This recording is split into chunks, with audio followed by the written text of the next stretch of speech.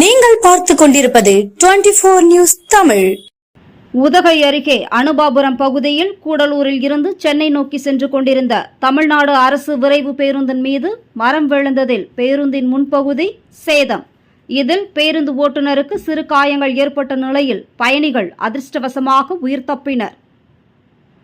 நீலகிரி மாவட்டத்தில் தென்மேற்கு பருவமழையின் தாக்கம் தீவிரமடைந்து கடந்த ஒரு வார காலமாக உதகை, குந்தா, கூடலூர், பந்தலூர் மற்றும் அதன் சுற்றுவட்டார பகுதிகளில் பலத்த காற்றுடன் கூடிய கனமழை பெய்து வருகிறது.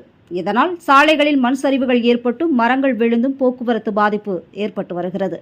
இந்த நிலையில் உதகையில் கடந்த ஒரு வாரத்திற்கு மேலாக மழையுடன் கூடிய பலத்த காற்றானது வீசி வரும் நிலையில் உதகை அருகே உள்ள அனுமாபுரம் பகுதியில் கூடலூரில் இருந்து உதகை வழியாக பயணிகளுடன் சென்னை நோக்கி சென்று கொண்டிருந்த தமிழ்நாடு அரசு விரைவு பேருந்தின் மீது அனுராதபுரம் பகுதியில் சாலையோரம் இருந்த மரம் திடீரென சாய்ந்து பேருந்தின் மீது விழுந்துள்ளது.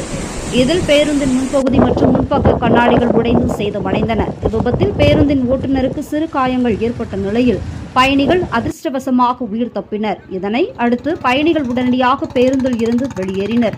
தகவல் அறிந்து சம்பவ இடத்திற்கு வந்த காவல்துறையினர் பயணிகளை மாற்று பேருந்துகள் மூலம் உதகைக்கு அனுப்பி வைக்கப்பட்டனர். இதனால் உதகை கூடலூர் செல்லும் சாலையில் கிட்டத்தட்ட 1 மணி நேரத்திற்கு மேலாக போக்குவரத்து பாதிக்கப்பட்ட நிலையில் நெடுஞ்சாலைத்துறையினர் சாலையில் விழுந்த மரத்தை அப்புறப்படுத்தி சாலையை சீரமைத்த பின் மீண்டும் போக்குவரத்து தொடங்கியது.